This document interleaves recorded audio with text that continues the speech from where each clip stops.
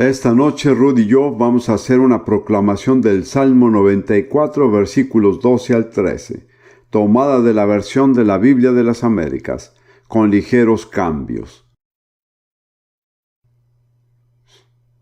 Salmo 94. Y elegí este pasaje porque creo que realmente se aplica al mensaje que Dios me ha dado para esta noche.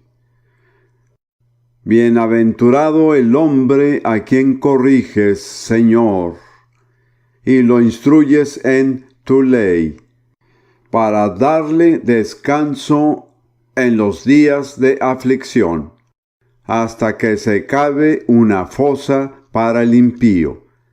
¿Se da cuenta de que Dios está cavando una fosa para el impío?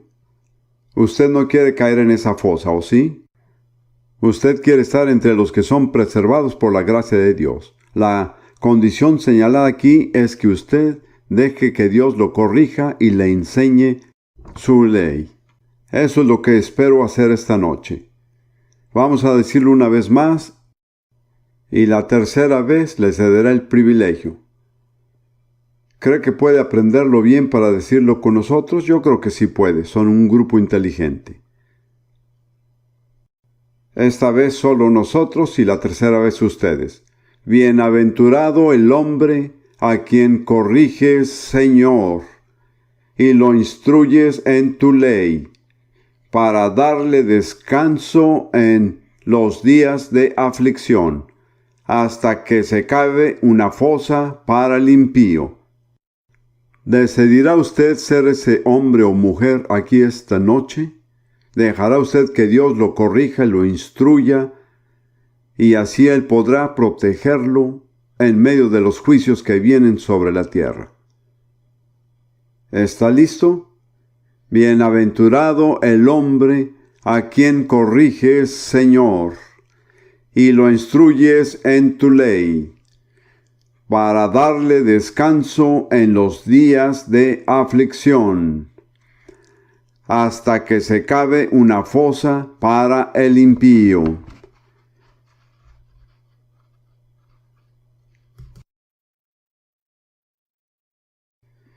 He estado vinculando al movimiento pentecostal durante 51 años y podría decir básicamente que lo he visto todo. En realidad nunca he visto a nadie colgando de los candelabros. Pero aparte de eso, creo que lo he visto todo. Agradezco a Dios por el movimiento pentecostal. Les debo mi conocimiento del nuevo nacimiento, del bautismo en el Espíritu Santo y de la sanidad divina. Pero hubo un periodo en el movimiento pentecostal cuando usted iba a la iglesia y dejaba su auto en el estacionamiento, y podía con tranquilidad dejar su mente en el auto porque no la necesitaría en la iglesia. Gracias a Dios que esos días quedaron atrás. Sí necesitamos nuestra mente en la iglesia.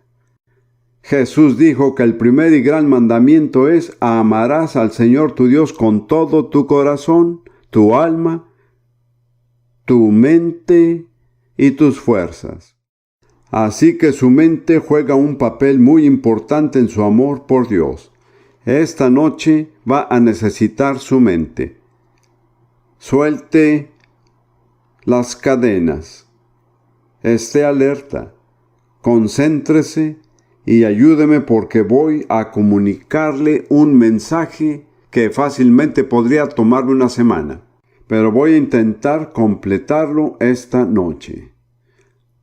Ayer hablamos acerca de cierto profeta que se menciona en Deuteronomio 18 y 19, donde Dios dijo a Moisés: profeta les levantaré de en medio de sus hermanos como tú, y pondré mis palabras en su boca, y él les hablará todo lo que yo le mandare. Mas a cualquiera que no oyere mis palabras, que él hablare en mi nombre, yo le pediré cuenta.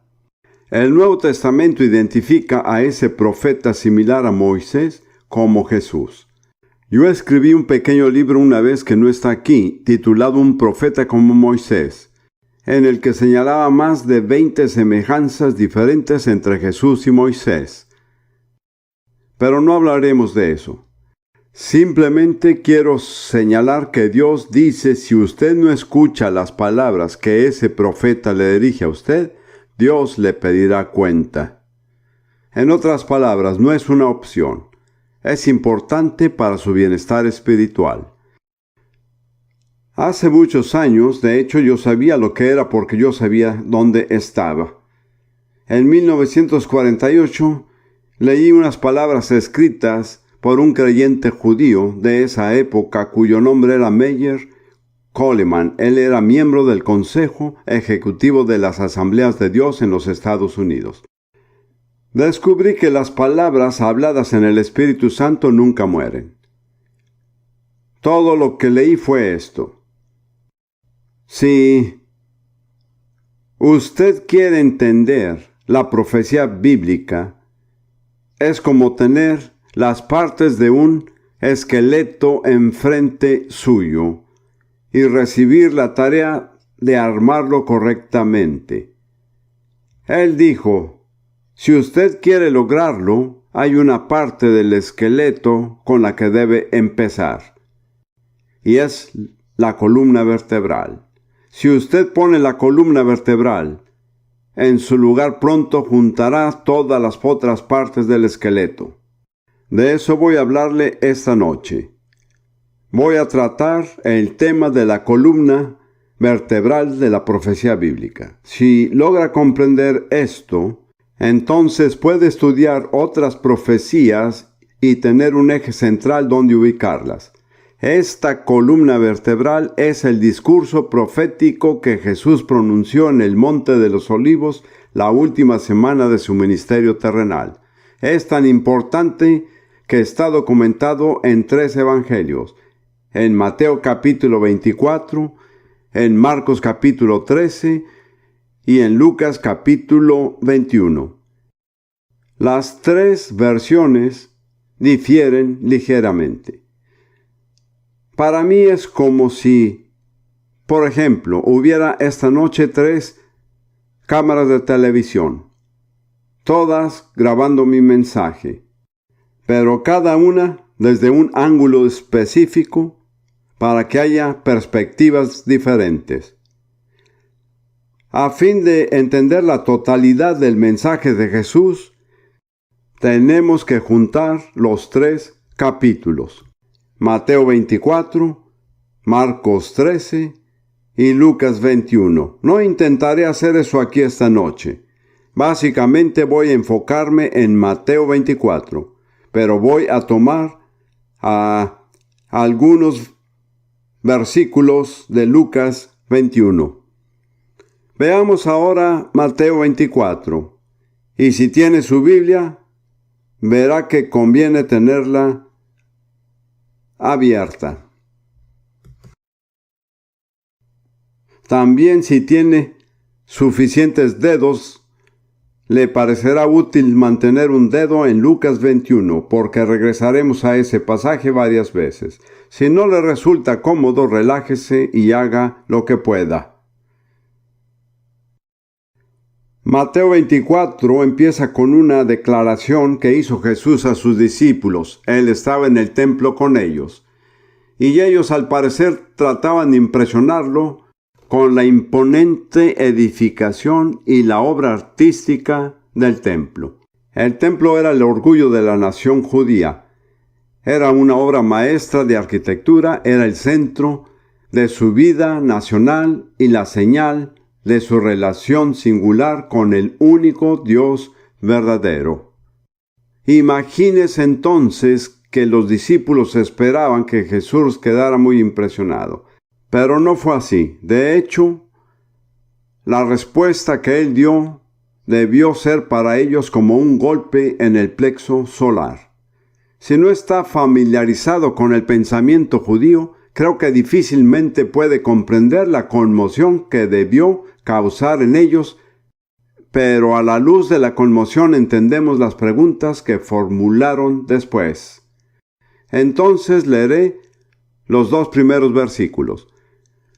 Cuando Jesús salió del templo y se iba, se acercaron sus discípulos para mostrarle los edificios del templo. Respondiendo él les dijo: ¿Veis todo esto? De cierto os digo que no quedará aquí piedra sobre piedra que no sea derribada. En otras palabras, la edificación entera va a ser completamente destruida. No creo que podamos imaginar lo estupefactos que hayan sido los discípulos. ¿Cómo es posible que suceda tal cosa? Creo que en su mente concluyeron que si eso iba a suceder, ciertamente marcaría el fin del siglo. Entonces lanzaron 2 preguntas a Jesús relacionadas con esto. Jesús y los discípulos se dirigieron luego al oriente desde el área del templo, cruzando el valle de Kidrón, y subieron al monte de los Olivos. Me imagino que se sentaron en un lugar que conozco muy bien, y desde allí en realidad podían divisar los edificios del templo mientras él continuaba su discurso. Vamos a leer el versículo 3. Y estando él sentado en el monte de los Olivos, los discípulos se le acercaron aparte, diciendo: Dinos, ¿cuándo serán estas cosas? ¿Y qué señal habrá de tu venida y del fin del siglo? Como ve, al parecer concluyeron que si el templo iba a ser destruido, esto marcaría el fin del siglo. Ellos estaban equivocados, pero eso explica por qué preguntaron. Y observe que hicieron 2 preguntas. ¿Cuándo serán estas cosas? Es decir, la destrucción del templo. ¿Y cuál será la señal de tu venida, tu regreso y del fin del siglo? Jesús respondió ambas preguntas, pero las respuestas registradas no aparecen en los mismos evangelios. La respuesta a la primera pregunta, ¿cuándo será destruido el templo?, aparece en Lucas 21. Mantenga su dedo en Mateo 24 y vaya a Lucas 21. No voy a leer toda la introducción, pero en los versículos 20 al 24, Jesús responde la pregunta: ¿cuándo será destruido el templo? Históricamente, sabemos que la respuesta es en el año 70 a.C., es decir, menos de una generación del tiempo en que Jesús hablaba. Esto es lo que dice: pero cuando viereis a Jerusalén rodeada de ejércitos, sabed entonces que su destrucción ha llegado. Entonces esa es la señal cuando el templo será destruido. Esto sucedió en el año 70 a.C. Los ejércitos romanos bajo el mando de Trajano sitiaron la ciudad de Jerusalén y se disponían a atacarla. Entonces Trajano fue elegido o nombrado emperador del Imperio Romano y tuvo que ir a Roma para asumir su cargo, de modo que temporalmente se levantó el sitio. Los ejércitos romanos se retiraron, pero bajo Tito, que era el pariente de Trajano, los ejércitos regresaron y volvieron a sitiar la ciudad. Y esta vez no levantaron el sitio hasta que toda la ciudad quedó destruida. Jesús dijo: cuando vean a Jerusalén rodeada de ejércitos, sabrán que su destrucción ha llegado. Luego, él dijo: entonces los que estén en Judea huyan a los montes, y los que en medio de ella váyanse, y los que estén en los campos no entren en ella. Eso no habría sido posible a menos que el sitio hubiera sido levantado temporalmente. Y fue así como esos discípulos de Jesús en Jerusalén, que reconocieron a Jesús como profeta, estuvieron atentos a sus palabras, obedecieron lo que había dicho y aprovecharon la oportunidad para salir de Jerusalén y huir al oriente del Jordán, a un lugar en la ribera oriental del Jordán. y refugiarse allí. Quiero señalar cuán importante es prestar atención a las palabras proféticas de Jesús. Nuestra vida puede realmente depender de ello. Creo que estamos entrando en un período en el que eso volverá a ser cierto. Luego, como he dicho, los ejércitos romanos regresaron, sitiaron la ciudad y no levantaron el sitio hasta que la ciudad entera fue destruida. Y al menos 1,5 millones de judíos murieron o fueron vendidos como esclavos a lo largo del territorio del Imperio Romano. Jesús habla acerca de esto en Lucas 21:22. Porque estos son días de retribución, para que se cumplan todas las cosas que están escritas. ¿Escritas dónde? Escritas en los profetas del Antiguo Testamento. Jesús dijo, ahora estas profecías se están cumpliendo. No buscaremos allí, pero si quiere una profecía en particular, que contiene una descripción general de esta situación, la encontrará en Levítico 26. Y observe, son días de venganza. ¿Venganza de quién? La venganza de Dios a una nación desobediente. Es muy importante que recordemos que Dios retribuye la venganza a su tiempo. Él es un Dios de misericordia, pero también un Dios de justicia. Y luego Jesús dio una advertencia, mas ay de las que están encintas y de las que críen en aquellos días, porque habrá gran calamidad en la tierra e ira sobre este pueblo. ¿Cuál tierra? La tierra de Israel. Ira sobre este pueblo. ¿Cuál pueblo? El pueblo judío. Todas esas palabras se cumplieron exactamente, no metafóricamente, recuerde, sino exactamente.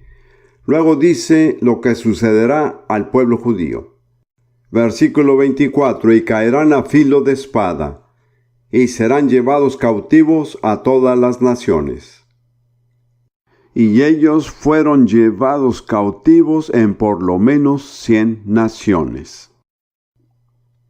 Y Jerusalén será hollada por los gentiles, hasta que los tiempos de los gentiles se cumplan.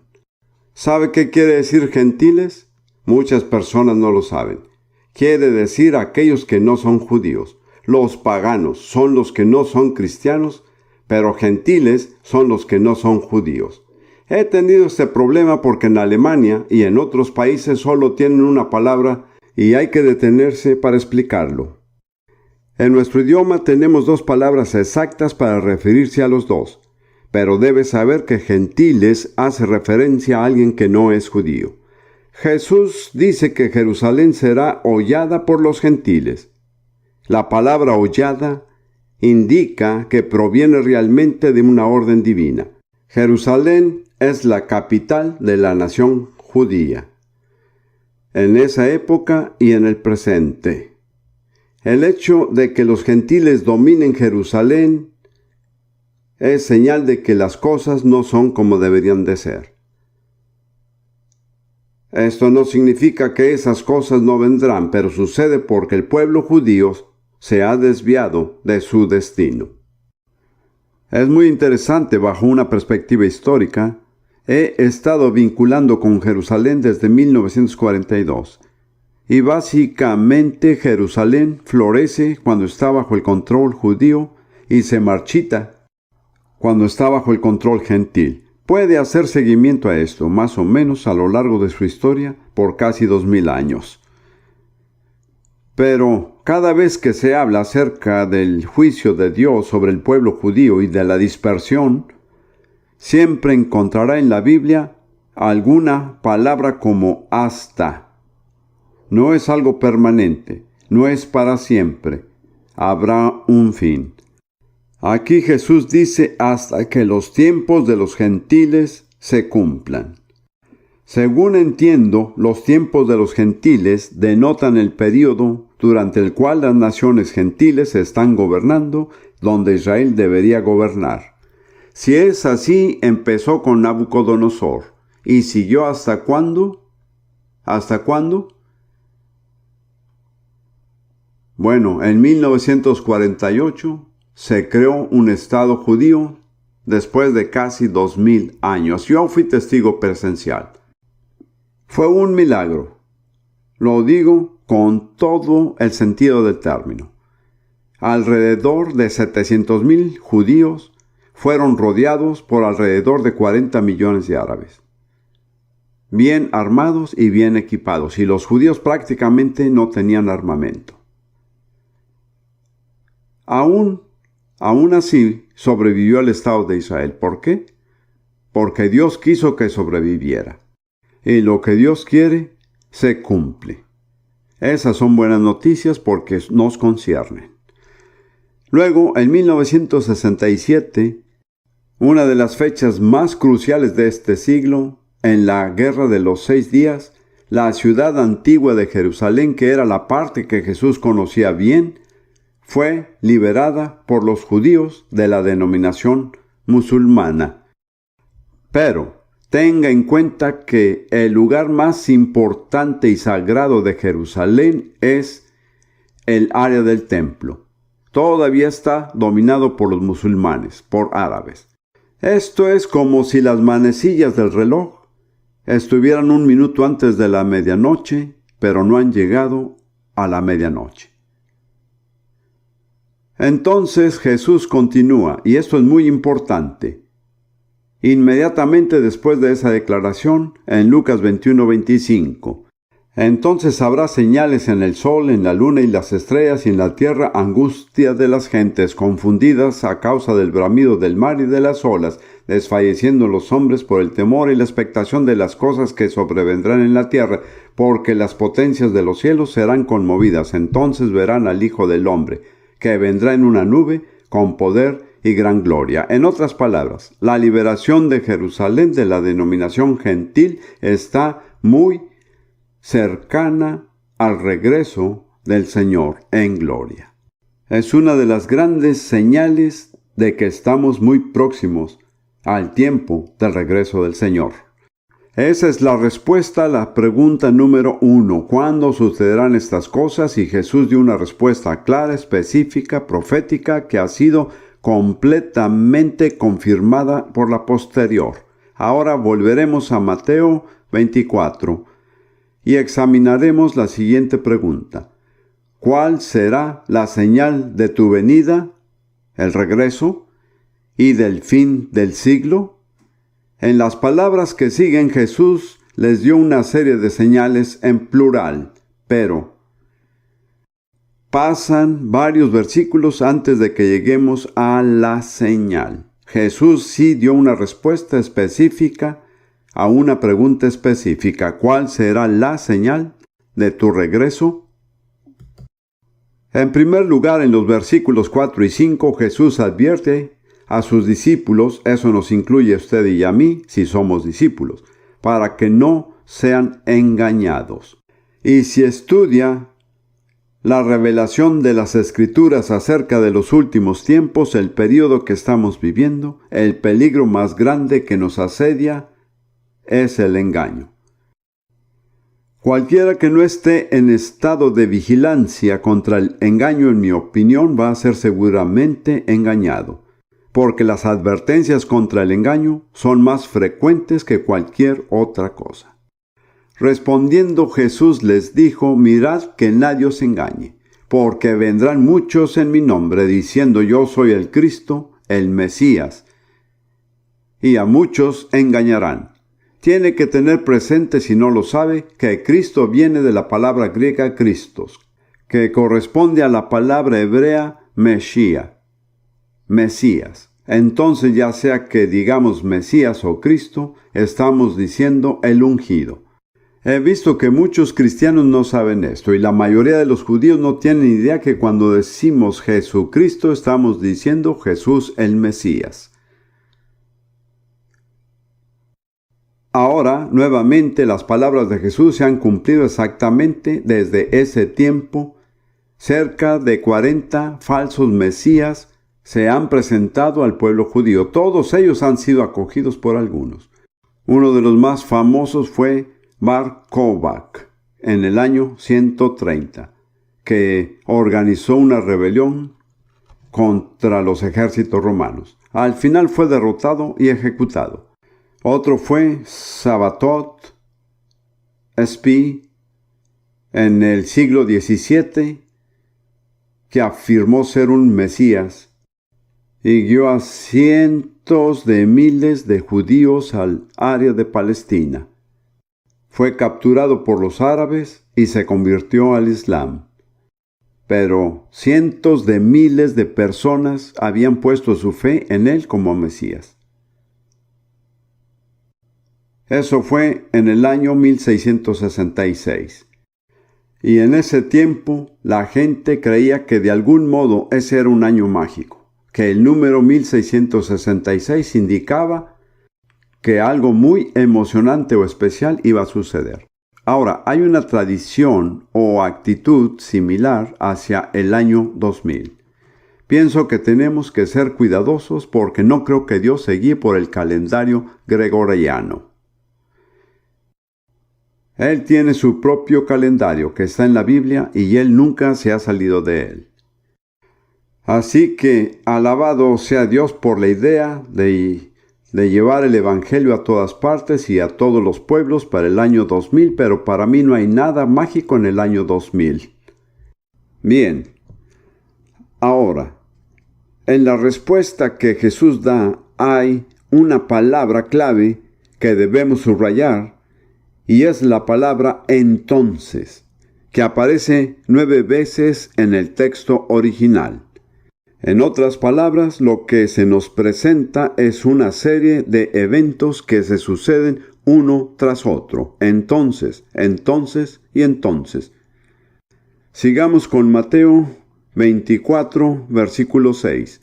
Y oiréis de guerras y rumores de guerras. Mirad que no os turbéis, porque es necesario que todo esto acontezca, pero aún no es el fin. Jesús dijo que a lo largo de este siglo, ciertos acontecimientos sucederán. Habrá guerras y rumores de guerras. Y sus palabras se han cumplido a la letra, pero Él dijo, no consideren que son necesariamente la señal del inminente fin del siglo. Luego, en el versículo 7 sigue con algo diferente que Él denomina los dolores de parto. Pero quiero señalar que en Lucas 21,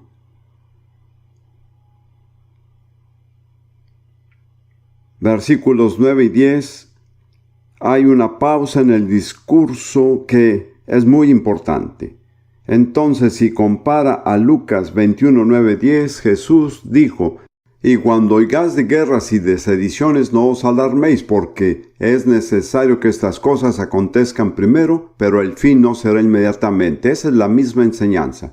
Pero este texto añade, entonces les dijo, se levantará nación contra nación y reino contra reino. En otras palabras, hay una pausa entre Mateo 24:6 y Mateo 24:7.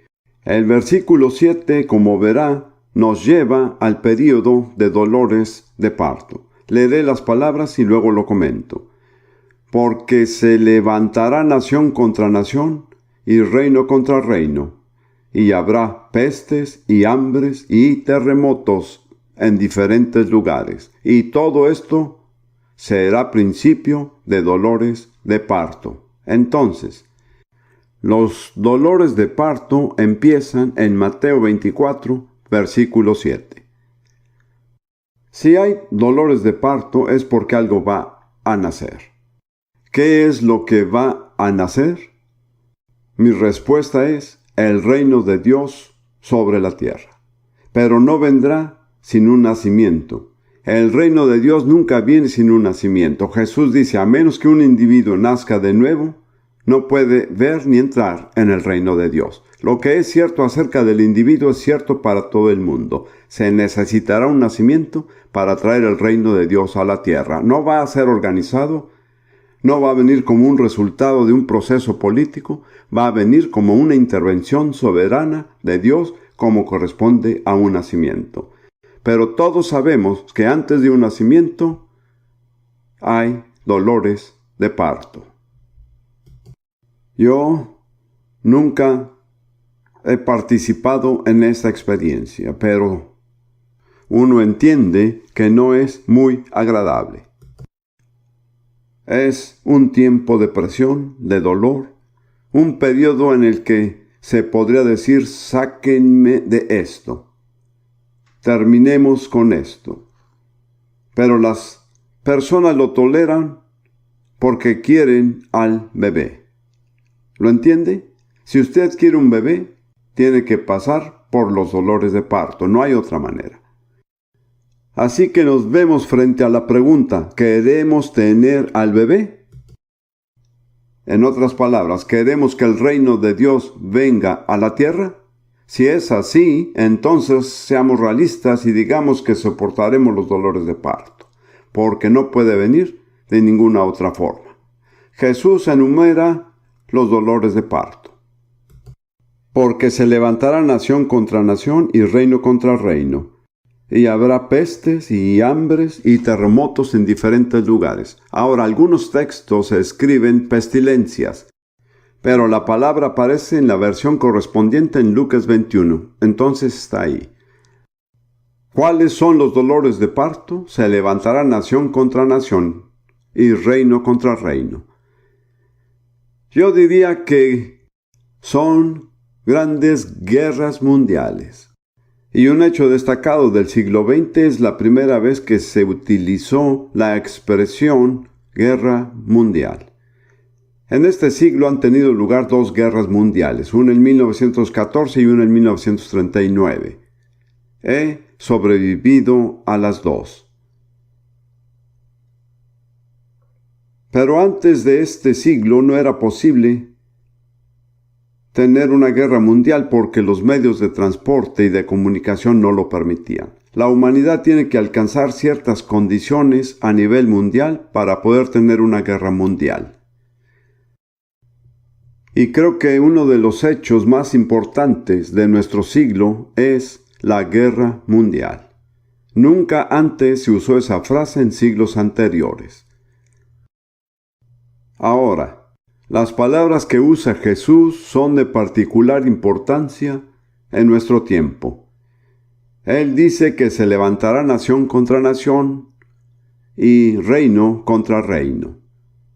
Tomemos primero reino contra reino y digamos, según entiendo, esto significa guerras políticas. Guerras que se pelean para establecer un imperio, un dominio, algún tipo de poderío político. ¿Pero qué de nación contra nación? Para mí es extremadamente importante porque la palabra griega para nación es etnos, de la que se deriva la palabra étnico. Jesús dice que habrá guerras étnicas. Miremos nada más el mundo de hoy. ¿Y qué encontramos? En un lugar tras otro, guerras étnicas. Yugoslavia es un ejemplo particular, pero lejos de ser el único. Hay conflictos étnicos al interior de las naciones. Tomemos el caso de los Estados Unidos. Hay muchos grupos étnicos diversos a los que les resulta muy difícil convivir en paz. En otras palabras, la expresión etnicidad es una característica particular del fin del siglo. Y luego dice que habrá hambres. Se estima que 40 millones mueren cada año como resultado de la desnutrición y la inanición. Hambres y pestilencias. Y pestilencia siempre sigue al hambre porque la resistencia física del ser humano se quebranta por causa de la inanición. Y luego dice terremotos en varios lugares. Estadísticamente el número de terremotos está aumentando constantemente en los días en que vivimos. Luego Jesús dice que todos estos acontecimientos son el principio de dolores, no son el fin, no son el nacimiento, sino la evidencia de que el nacimiento se aproxima. Luego tenemos el primer entonces, en el versículo 9. Entonces os entregarán a tribulación, y os matarán, y seréis aborrecidos de todas las gentes por causa de mi nombre. Hay una pregunta importante aquí. ¿A quién se refiere Jesús cuando dice os? Le responderé, no es buena gramática. Os es ustedes. Se refiere a los cristianos. ¿Se ha hecho a la idea de que esto pase? Puede que diga que en Gran Bretaña no está sucediendo ni en los Estados Unidos. Pero en muchas partes del mundo eso ya está sucediendo. En China está sucediendo, en la Unión Soviética, está sucediendo en las naciones musulmanas y en otros lugares. Jesús dice que sucederá en todo el mundo. Quiero leer esto otra vez. Entonces os entregarán a tribulación y os matarán, y seréis aborrecidos de todas las gentes por causa de mi nombre. Estos son cristianos, personas que son odiadas por causa del nombre del Señor Jesús. Y luego en el versículo 10, el segundo entonces. Muchos tropezarán entonces y se entregarán unos a otros y unos a otros se aborrecerán. ¿Muchos qué? Muchos cristianos renunciarán a su fe porque las presiones son extremas, y para salvar su vida traicionarán a otros creyentes. De nuevo, hay muchos ejemplos de eso en las naciones como China y la Unión Soviética y en otros lugares. Está sucediendo. Creo que esto va a suceder a gran escala. Versículo 11. Y muchos falsos profetas se levantarán y engañarán a muchos. Creo que esto también está sucediendo. Mi opinión personal es que la iglesia está plagada de falsos profetas. Lo trágico es que el pueblo de Dios no puede discernir entre lo verdadero y lo falso. Pero aparte de eso, cada culto es el resultado de un falso profeta. Y hay más cultos en el mundo de lo que se puede contar. Y de nuevo, esto realmente nos compele a prestar atención a la advertencia de Jesús, a cuidarnos de que nadie nos engañe. Esa no es una advertencia inútil. Es muy urgente. Luego en el versículo 12, y por haberse multiplicado la maldad, el amor de muchos se enfriará. Para aquellos que son más jóvenes que yo, esto puede no ser tan obvio. Pero yo crecí en esta nación, Gran Bretaña, entre dos guerras.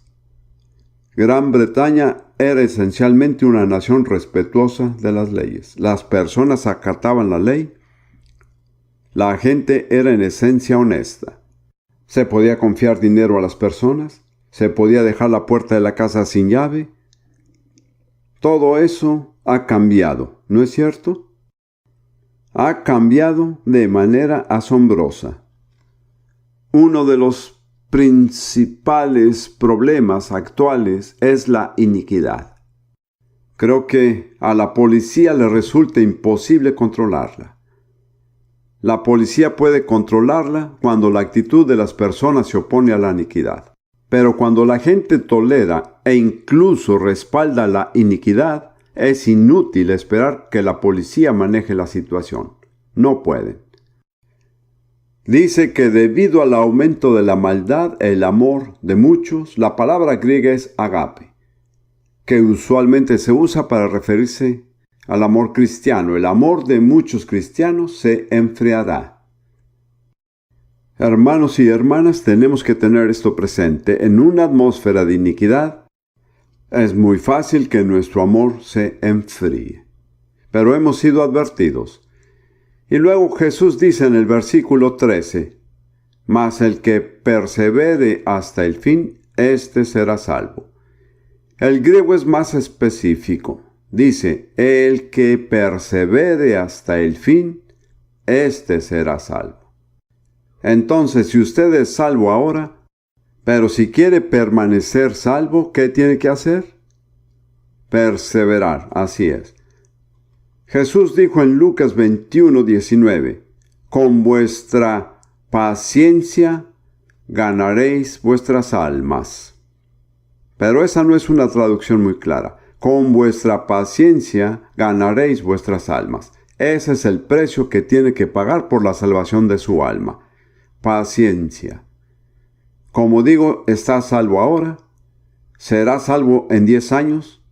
Si quedan 10 años, lo cual es discutible. Eso depende, si persevera. El que persevere hasta el fin, éste será salvo. Jesús ha presentado muchas señales, plural, pero no ha dado la señal. Pero en el versículo 14, Él revela la señal específica. La pregunta era, ¿cuál será la señal del fin del siglo? El versículo 14 presenta una respuesta específica. Y será predicado este evangelio del reino en todo el mundo para testimonio a todas las naciones. Y entonces, este es el tercer entonces vendrá el fin. ¿Cuál es la señal de que el fin se aproxima? La predicación del evangelio del reino, no alguna versión de hombres diluida, sino la predicación del evangelio del reino en todo el mundo, como testimonio a todas las naciones. Entonces sabemos lo que hará falta para finalizar el siglo. No quedamos en incertidumbre ni a merced de nuestras preguntas, sino que tenemos la respuesta. Mantenga su dedo en Mateo y si puede encontrarlo, busque segunda de Pedro capítulo 3, versículos 11 y 12. Permítame tomar nada más un pasaje. Segunda de Pedro 3, 11, 12. Puesto que estas cosas han de ser destruidas de esta manera, eso es todo lo que consideramos permanente y estable, será destruido. ¿Qué clase de personas no debéis ser vosotros en santa conducta y en piedad?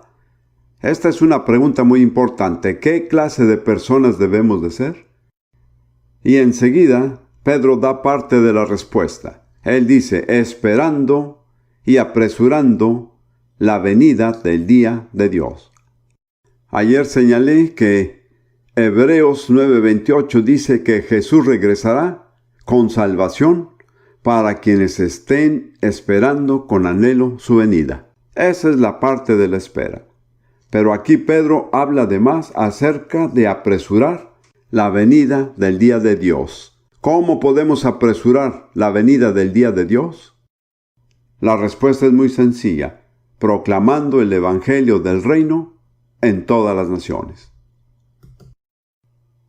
Ahora, si usted quiere que nazca el bebé, hará lo que sea para apresurar el nacimiento. Hay algo en lo que todos podemos participar, y es la proclamación del evangelio del reino a todas las naciones. Cuando hacemos eso, estamos apresurando la venida del día de Dios. Pero si fallamos en esto, no la estamos apresurando, la estamos demorando. Esa es una tremenda responsabilidad. Me aventuraría a decir que todos aquí esta noche pertenecen a una de estas dos categorías. O usted la está apresurando o la está demorando. ¿Qué tiene que hacer para demorarla? La respuesta es hacer nada. Con eso basta.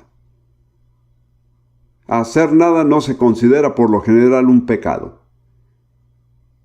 Pero en Mateo 25, el siguiente capítulo de Mateo, Jesús habla acerca de 3 clases de personas a quienes Dios rechazó completamente.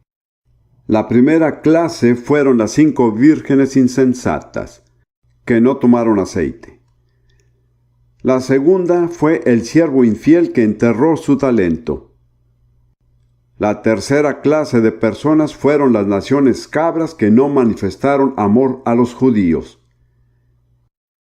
Yo me pregunté una vez, ¿qué tenían en común estas personas que les llevó a ser rechazadas? Encontré una respuesta sencilla. ¿Qué hicieron? Nada. Eso es lo único que tiene que hacer para ser rechazado. Nada. Es muy claro, no hay un solo ejemplo, sino 3 ejemplos diferentes. Yo oro esta noche por aquellos que me escuchan. Tomen la decisión de comprometerse de alguna manera con la proclamación del Evangelio del Reino a todas las naciones. Eso no significa que tenga que ser misionero, predicador o evangelista. Puede ser un intercesor, puede ofrendar dinero. Hay muchas maneras diferentes, pero si no está participando en nada, creo que corre el riesgo de ser rechazado. Las palabras de Dios son muy claras. No somos salvos para servirnos a nosotros mismos. Somos salvos para servir al Señor y a las personas a quienes Él nos envíe. En 1958, nunca puedo leer este pasaje sin decir esto. Cuando trabajaba como director de una universidad para entrenar maestros africanos en Kenia, mi objetivo era ganar a mis estudiantes para el Señor. Yo era exitoso. Rara vez un estudiante salía de la universidad sin que fuera salvo y bautizado en el Espíritu Santo. Pero un día mi auto necesitó reparación y yo conduje 11 kilómetros a un pueblo vecino, Kisumu, y llevé mi auto al mecánico. Tenía una lista en mi bolsillo de todas las cosas que necesitaba hacer porque estaba muy ocupado. Pero cuando salí de la estación de servicio sentí que el Señor me dijo: no solo tu auto necesita aceite y engrase, tú también necesitas aceite y engrase. Entonces dejé mi programa ese día, caminé a la orilla del lago Victoria, que está a pocos pasos de Kisumu. Me senté en un lugar bellísimo, desde donde contemplaba las tranquilas aguas del lago. Saqué mi Nuevo Testamento de bolsillo y lo abrí sin ningún plan específico de lectura. Mis ojos se detuvieron en Mateo 24:14, este Evangelio del Reino, etc. Fue como si esas palabras quedaran estampadas en el cielo en letras de oro y se reflejaran en las aguas del lago. Me pareció que Dios me dijo: esta es la prioridad número 1 de mi pueblo. Pensé de nuevo en lo que hacía y dije: Señor, busco servirte y ayudar a las personas, pero mi vida no está completamente en línea con tu prioridad. Te pido que me cambies y que cambies mi vida. Dios tomó 20 años para responder plenamente esa oración. Pero en 1978, cuando Ruth y yo estábamos casados, Dios nos lanzó a un ministerio que no habíamos planeado y que ahora alcanza prácticamente a todas las naciones con la palabra de Dios. Proveemos materiales para líderes en más de 120 naciones. Mi programa de radio, que por cierto puede escucharse en este momento en esta ciudad en particular, está ahora en 10 idiomas y llega casi a todos los continentes de la tierra. Y mis libros y mis mensajes en audio y video han alcanzado a la mayoría de las naciones de la tierra. No lo digo para jactarme. Mi propósito es animarle a creer que si organiza su vida a los propósitos de Dios, Él le ayudará a ponerla en orden. No tendrá el mismo ministerio que yo tengo, pero Él tiene un camino y tiene un plan para usted. Sería una tragedia que llegara al final de su vida cristiana y mirara hacia atrás y dijera que realmente ha desperdiciado su tiempo, que ha estado ocupado con cosas que no eran esenciales ni importantes, que ha estado sirviéndose a sí mismo en vez de servir al Señor y al pueblo de Dios. Tenemos un pequeño eslogan en nuestro ministerio que me parece bueno. Dice: alcanzando a los no alcanzados y enseñando a los que no han sido enseñados. Esto me alegra. Pienso que es la maravillosa gracia de Dios que Él nos ha guiado a esto porque creo que se conforma completamente a los propósitos revelados de Dios para su pueblo. Quiero dejarle eso para que medite en ello. Ahora regresemos a Mateo 24. Sigamos adelante porque se nos está yendo el tiempo.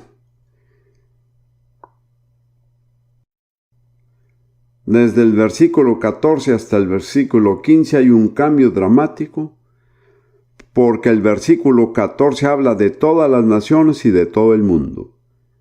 Y el versículo 15 y los siguientes se enfocan en una diminuta franja de territorio al oriente del Mediterráneo, la tierra de Israel y la ciudad de Jerusalén.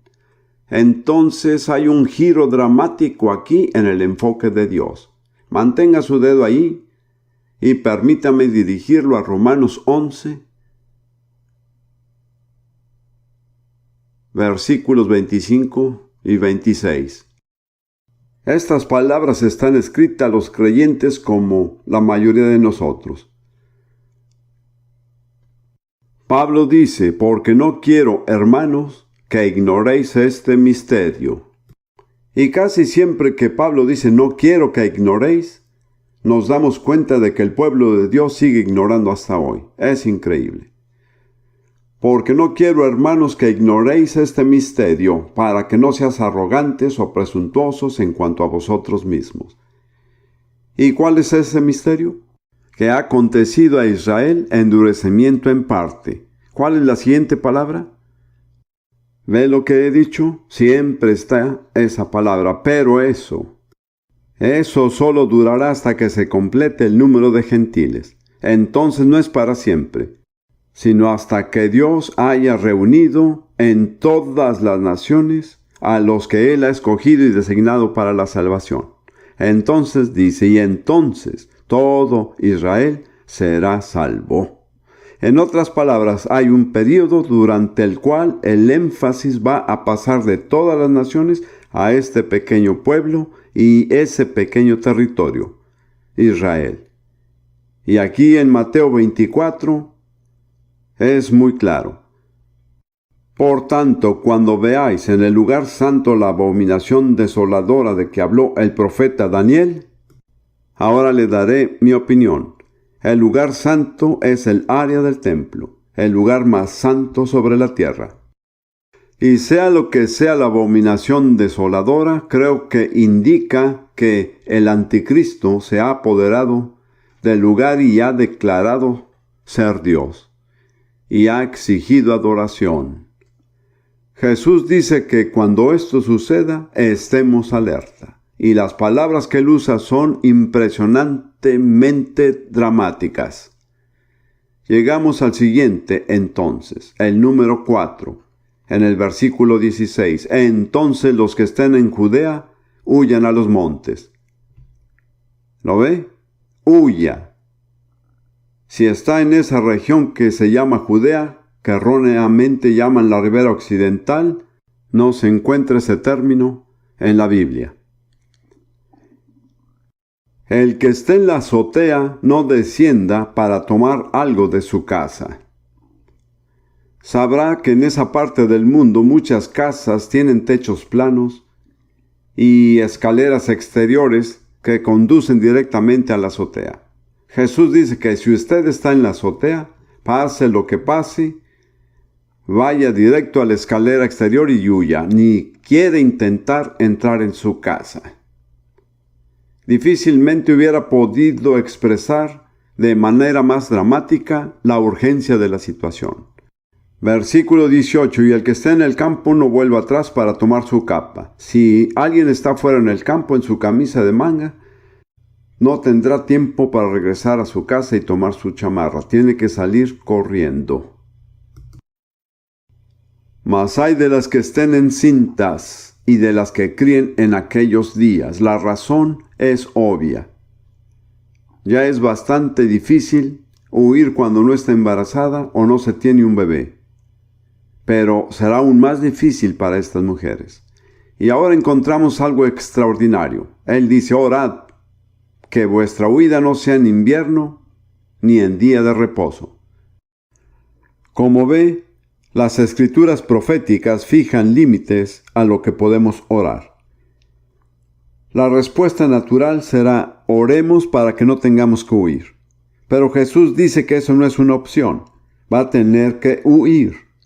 Pero puede orar para que no tengan que huir en invierno o en día de reposo. Ve lo importante que es conocer las escrituras proféticas, porque muchos cristianos están orando por cosas que están fuera de los límites. No pueden suceder porque la palabra de Dios dice que no sucederán. Escuché acerca de un predicador que dijo que si oramos con suficiente fervor, tal vez la batalla de Armagedón no suceda. Eso es una tontería. La Biblia dice que va a suceder. Es inútil orar para que no ocurra, pero dentro de los límites que Dios ha fijado podemos orar la oración correcta y no equivocada. Dentro de estos límites, la oración correcta es orar para que no tengamos que huir. Este es el pueblo judío, recuerde. En invierno. Por supuesto, el invierno es duro. Tampoco el día de reposo. ¿Por qué no en día de reposo? Yo viví en lo que era Palestina bajo el mandato británico. Daba igual que fuera sábado o domingo. Pero hoy día, bajo el gobierno judío, el día de reposo es un día especial y la mayoría de las personas no viajan en día de reposo. Por eso, si un gran número de personas saliera de repente de viaje en día de reposo, sería muy visible. Eso acarrea muchas consecuencias. En otras palabras, Jesús da por hecho que en ese tiempo Israel habrá sido restaurado como Estado y la ley del día de reposo estará en vigor.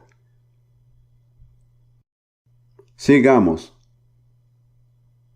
Versículo 21, y este es el quinto entonces, y es un entonces muy solemne. Porque habrá entonces gran tribulación, cual no la ha habido desde el principio del mundo hasta ahora, ni la habrá. Entonces, en ese punto, viene lo que los comentaristas bíblicos llaman la gran tribulación. Un periodo de angustia y sufrimiento sin precedentes en la historia humana. Y nunca sucederá algo semejante. Quienes pasamos por el holocausto, tenemos que detenernos y considerar qué puede suceder que sea mucho más peor que el holocausto. Cuando 6 millones de judíos y otras personas perecieron en las más horrendas circunstancias. Pero en Jeremías 30,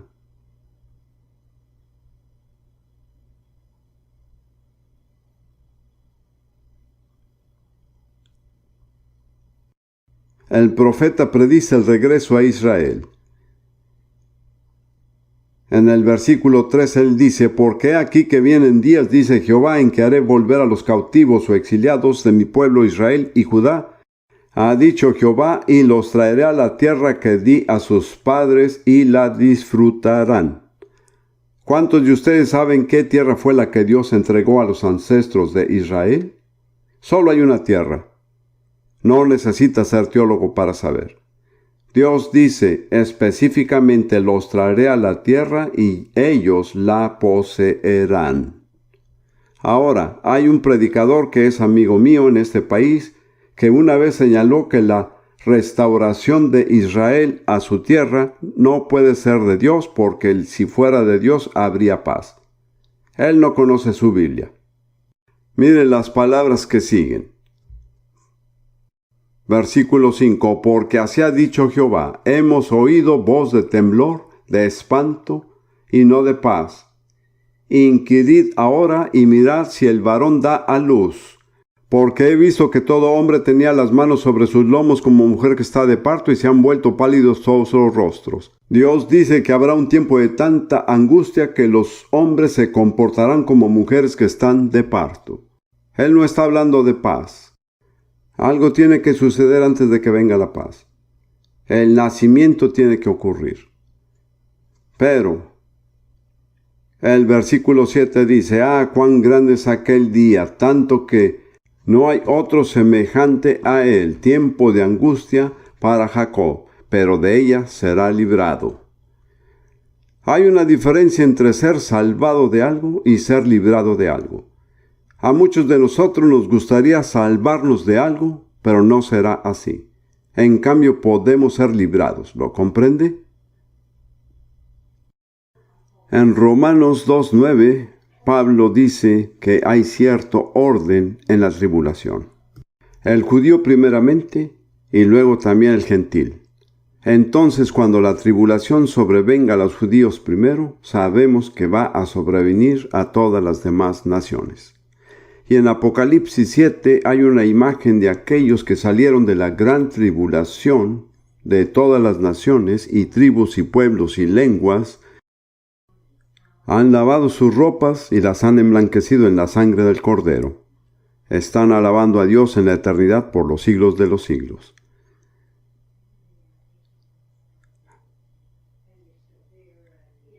Ahora volvamos a Mateo 24:23.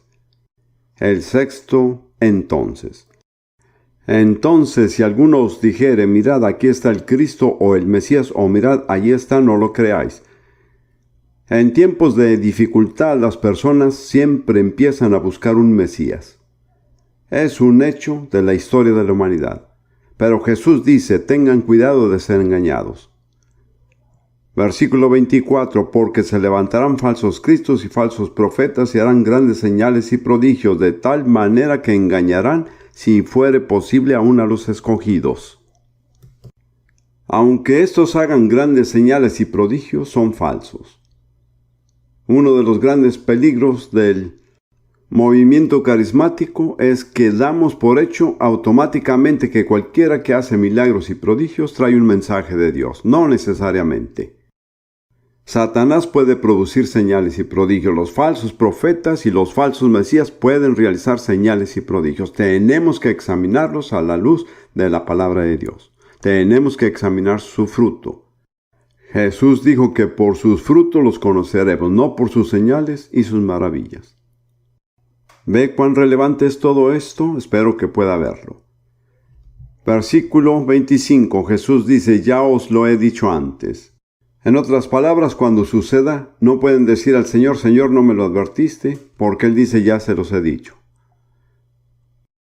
Versículo 26, así que si os dijeren, mirad está en el desierto, no salgáis, o mirad está en los aposentos, no lo creáis. En otras palabras, no hay venida secreta del Señor. Donde esté el cadáver, allí se juntarán los buitres. ¿Cuántos han visto buitres? No se ven mucho en Gran Bretaña. Tal vez en Oriente Medio o en África. Los buitres son muy significativos. Recuerdo haberlos visto primero en el desierto de Egipto. En medio de un cielo azul y sin nubes había una pequeña mancha y era un buitre planeando.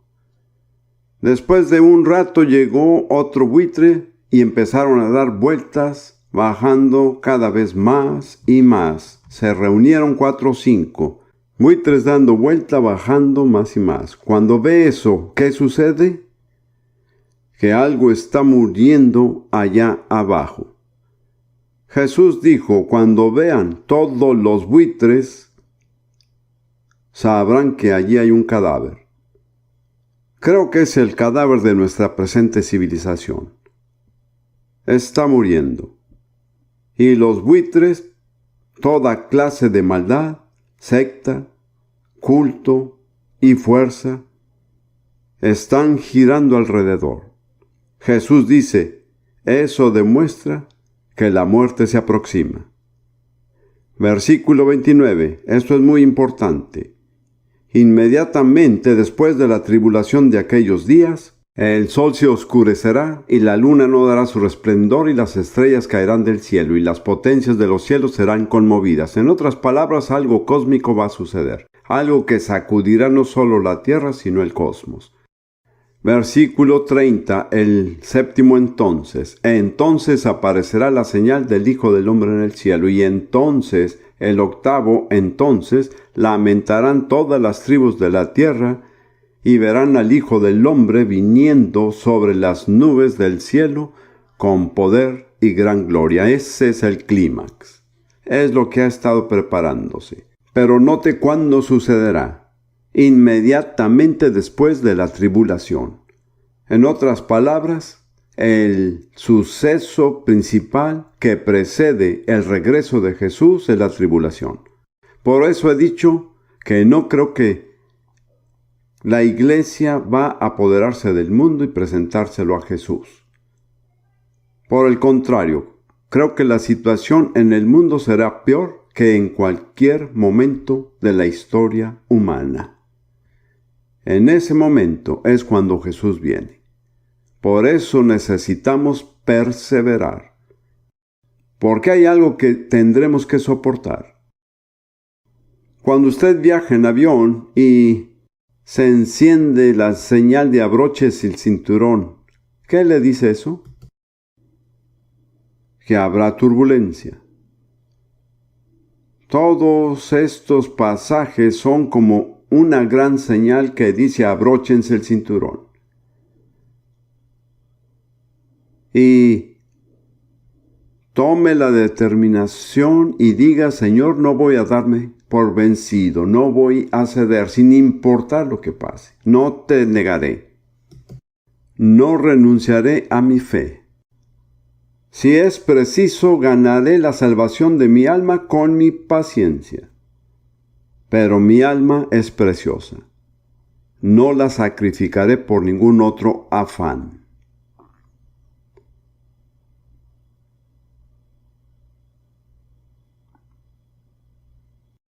Nunca he logrado exponer todo el capítulo 24 de Mateo en una sesión. Lo he intentado, pero no lo he logrado. Vamos a tener que dejarlo. Sin embargo, quiero señalar 2 puntos en Lucas 21, que está relacionado con esto. Lucas 21. A propósito, ¿se alegra usted porque Jesús va a volver? Bueno, solo comuniqué su fe.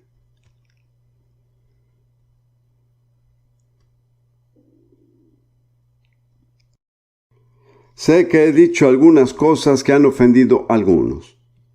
¿Puedo decir algo? Si esto lo ofendió, tiene que ofenderse. El cristianismo no es un picnic de escuela dominical. Es una batalla, una lucha entre la vida y la muerte. Alabado sea Dios que podemos ganar. Tengo una proclamación. Pasa Ruth aquí, por favor. Es hora de hacerla. No se desanime. No se desaliente. Estamos en el equipo ganador, siempre y cuando no cambiemos de lado. Vamos a decir 1 Corintios 15, 57 y 58. Mas gracias sean dadas a Dios, que nos da la victoria por medio de nuestro Señor Jesucristo. Así que, hermanos míos amados, estad firmes y constantes, creciendo en la obra del Señor siempre, sabiendo que vuestro trabajo en el Señor no es en vano. ¿Le gustaría decir esto? Creo que les convendría ponerse de pie por un minuto. Han estado sentados mucho tiempo. En el texto dice, estad firmes y constantes. Pero como es nuestra proclamación, diremos, nosotros lo hacemos. Les diré, ha habido ocasiones en el último año o 2 cuando me he sentido todo menos firme y constante. Pero luego lo proclamé y lo repetí de nuevo. Y después de un tiempo me di cuenta de que puedo estar firme y constante. Pero lo que me cambió fue mi proclamación. Repítala, pero gracias sean dadas a Dios, que nos da la victoria por medio de nuestro Señor Jesucristo. Así que, hermanos míos amados, estamos firmes y constantes, creciendo en la obra del Señor siempre. sabiendo que nuestro trabajo en el Señor no es en vano.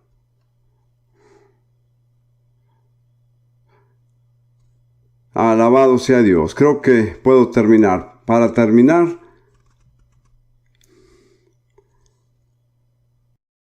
solo quiero volver a Lucas 21 y señalar cuál debería ser la respuesta a este mensaje.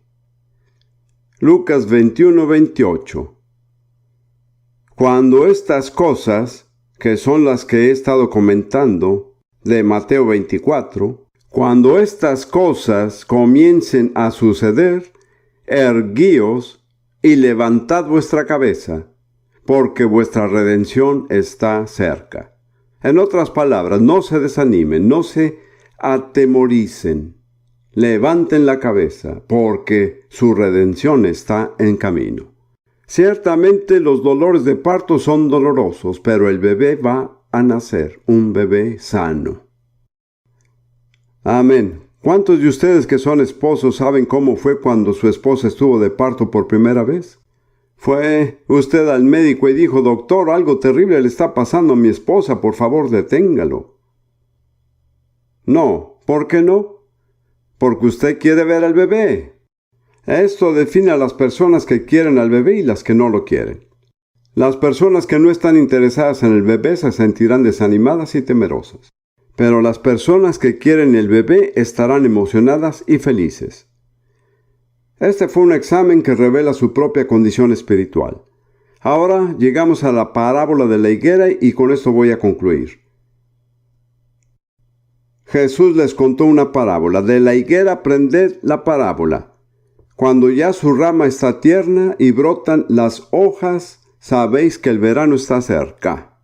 En Gran Bretaña entendemos esto, pero primero enseñé esta verdad en Kenia, en África Oriental, donde prácticamente no hay invierno ni primavera. Tuve que explicarles cuidadosamente que tenemos invierno y que en invierno los árboles pierden sus hojas. Y si no conoce de árboles, todos los árboles le parecen iguales, al menos a mí. Pero llega el momento en que empiezan a aparecer en los árboles pequeños brotes y las ramas se ponen blandas y las hojas salen. Y cuando las hojas aparecen, todos los árboles se ven diferentes. Ustedes pueden distinguir entre un roble y un arce. ¿Cuál es la marca que lo distingue? La hoja. Muy bien. Jesús usa esta parábola para explicar la situación. Él dice: cuando ya su rama está tierna y brotan las hojas, sabéis que el verano está cerca. Así también vosotros, cuando veáis todas estas cosas, conoced que está cerca a las puertas. Escuche, si vive en Gran Bretaña y ve que salen esos pequeños brotes verdes, no tiene que ir a la universidad para saber qué va a pasar después. Ni siquiera tiene que ir a la iglesia. Jesús dijo que usted verá y sabrá por sí mismo. Solamente aprenda, tome nota. Puede ser que la iglesia lo informe mal. Puede ser que en la universidad nunca oiga acerca de la venida del Señor. Pero Él dijo que usted tiene la información. Entonces no dependa de la opinión de otros.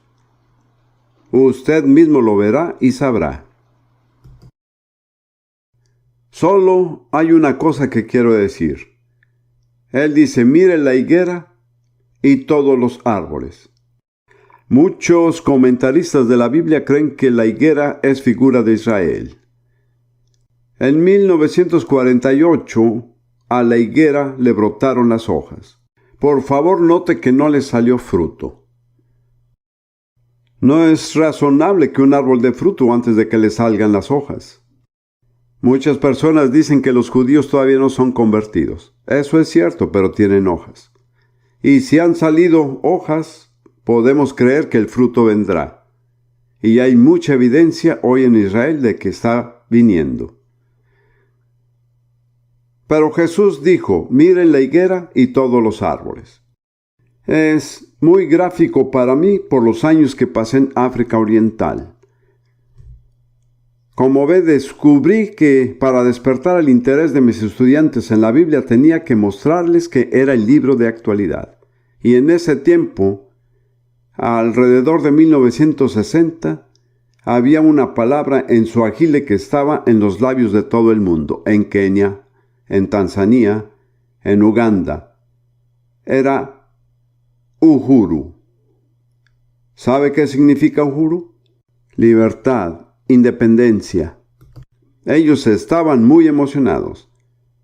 Yo dije a mis estudiantes, escuchen, Dios tiene un orden. En 1948, a la higuera le brotan hojas. Ahora, a todos los árboles sobre la tierra les brotan hojas.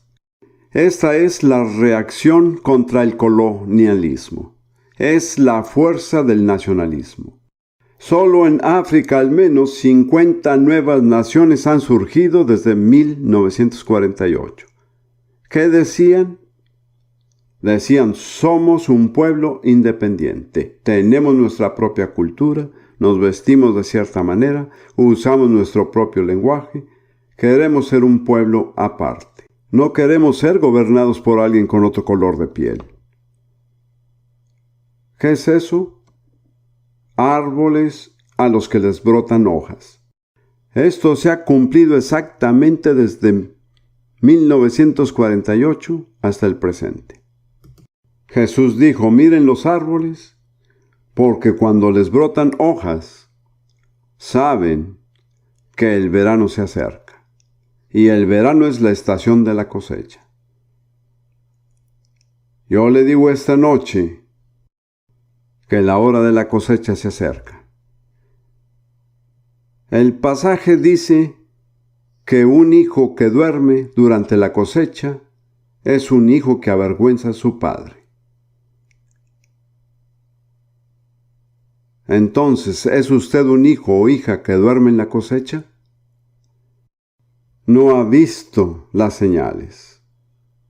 No ha estudiado las escrituras. En realidad no es consciente de lo que está sucediendo. Algunos de los eventos más extraordinarios de la historia están por venir.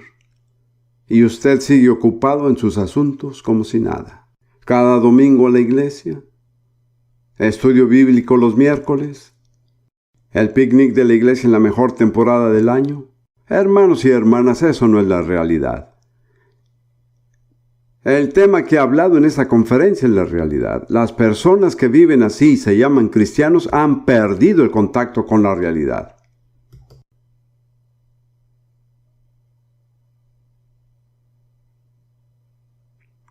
Anoche algunos de ustedes se pusieron de pie y oraron dispuestos a ser transformados. Quiero ir un paso más allá esta noche. Quiero ayudarle a alinearse con el programa de Dios. Un predicador pentecostal de la pasada generación dijo que el secreto del éxito de cualquier generación es descubrir qué está haciendo Dios y hacerlo junto con Él. Eso funciona. Así, he podido mostrarle esta noche, según las Escrituras, lo que Dios está haciendo. ¿Quiere alinearse con eso? ¿Está dispuesto a poner su vida a su disposición? ¿Sin condiciones? No si consigo un buen trabajo y una linda casa donde vivir, si puedo conducir cierto tipo de auto, si la gente me respeta. ¿Sabe por qué se nos llama carismáticos? Porque éramos fanáticos y eso estaba mal. Ahora somos carismáticos y somos respetables. Pero lo cierto es que no hemos cambiado. Las personas que realmente aman a Dios y lo sirven de todo corazón difícilmente son respetables. ¿Cree que a Dios le impresionan las opiniones del mundo? Si le impresionan, no lo demuestra. El hombre que preparó el camino para Jesús, Juan el Bautista, fue ejecutado por el capricho de una jovencita que bailaba medio desnuda y que pidió su cabeza en una bandeja para mostrarla a la gente. Dios nunca hizo nada para defender a Juan el Bautista.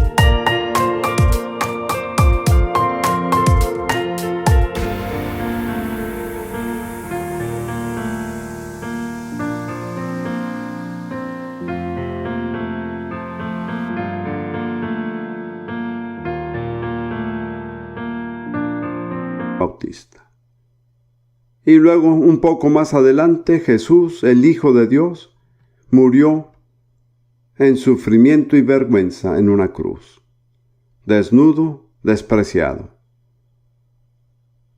Esa fue la última imagen que tuvo el mundo de Jesús. Dios nunca ha hecho algo para corregir esa impresión.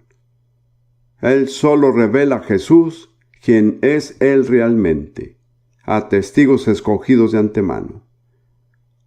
A Dios no le impresiona el mundo. Estaba predicando un domingo de Pascua hace unos años y llegué al pasaje de Gálatas 6:14.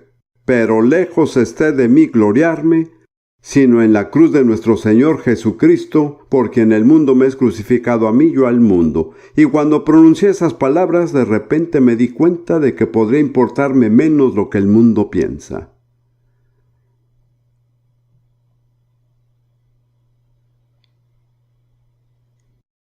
Llegará un día de ajustes. Hubo un misionero en China en el último siglo trabajando con la misión interior de China y que era un hombre talentoso y educado. A alguien le dijo: «Oiga, ¿por qué vive usted aquí en relativa pobreza, sin reconocimiento, en una situación dura y pesada? ¿Por qué?». Su respuesta fue: «Porque yo creo en la resurrección». Eso lo cambia todo. ¿Cree usted realmente que habrá una resurrección de los justos? ¿Es su deseo y su meta ser parte de la resurrección? Pablo dijo: «Prosigo a la meta, al premio del supremo llamamiento de Dios en Cristo Jesús». No que lo haya alcanzado ya, ni que sea perfecto. Pero dice: «Quiero tener parte en la resurrección». Permítame decirle en términos teológicos que el cielo no es nuestro destino. Es un lugar cómodo y de descanso, pero nuestro destino es la resurrección. Porque cuando vamos al cielo, nuestro espíritu está allí y nuestro cuerpo aún descomponiéndose en la tierra. Pero Jesús murió para redimir el espíritu, alma y cuerpo. Su victoria no es completa hasta que sea demostrada en la resurrección, cuando tengamos un cuerpo como el suyo. Esa es mi aspiración. Doy gracias porque si muero y estoy en el Señor, iré al cielo. Pero ese no es mi destino final. De una u otra manera, poder experimentar la resurrección de entre los muertos, de la manera que sea, cueste lo que cueste, sea lo que sea que tenga que hacer, allí es donde quiero terminar. Ahora, algunos de ustedes aquí han creído lo que he dicho esta noche, pero de cierto es que no está comprendiendo con la prioridad de Dios. La prioridad de Dios es que este evangelio del reino sea proclamado en todo el mundo como testimonio a todas las naciones, y entonces vendrá el fin. Usted puede dar la misma respuesta que yo di en 1958. Puede decir con sinceridad a Dios: Señor, reconozco que mi vida no está completamente alineada con tus prioridades, pero estoy dispuesto a que me cambies. Quiero ponerme a tu disposición y permitir que tú cambies las circunstancias de mi vida de tal modo que tus prioridades sean mis prioridades. Estoy a tu disposición. Para mí es casi increíble, pero Ruth y yo nos congregamos ahora en una iglesia anglicana en Jerusalén. Cuando pienso en todo lo que he dicho acerca de los anglicanos, siento vergüenza, me arrepiento. Es una iglesia hermosa. Tenemos allí la adoración más hermosa que hayamos tenido en cualquier iglesia. Hay un coro y yo solo me sé la primera línea, pero dice: heme aquí, estoy a tu entera disposición. ¿Conoce ese coro? Si realmente quiere decirle eso a Dios, y por favor no responda por emoción o por otras personas, siento que no sería justo que yo no le diera la oportunidad de responder.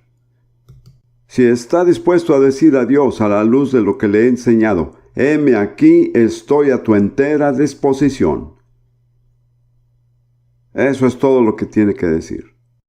Alguien dijo que solo hay un tipo de habilidad que Dios pide: disponibilidad. Así que medite y considere por un momento en su vida ahí donde está. ¿Está satisfecho? ¿Está cumpliendo el propósito para el cual Dios lo creó? Gracias a Dios por los que están cumpliendo, y seguro hay muchos aquí. Pero si no es así, ¿por qué quedar excluido? No hay necesidad de esto. Ahora, si el Espíritu Santo lo está moviendo y usted realmente está de acuerdo con lo que he predicado y le gustaría declarar a Dios esta noche: heme aquí, estoy a tu entera disposición. Si me envías a Tanzania, yo iré, y recuerde que hay muchos lugares peores que Tanzania. Pruebe Pakistán. ¿Estaría de acuerdo? Incluso Pakistán y Azerbaiyán. ¿Quién sabe dónde? O incluso algún trabajo aburrido en una oficina. Trabajar para un ministerio que está alcanzando a las naciones. Está enteramente disponible para Dios. Si lo está y nunca lo ha declarado antes a Dios, si quiere decirlo, entonces póngase de pie allí donde está. Heme aquí, estoy a tu entera disposición. Hermano Don, venga conmigo, por favor. Oh, veo su emoción. Creo que habrá un gran avivamiento en Gran Bretaña. Creo que algunos de ustedes podrían ser instrumentos que traigan avivamiento. Gracias, Señor. Amén.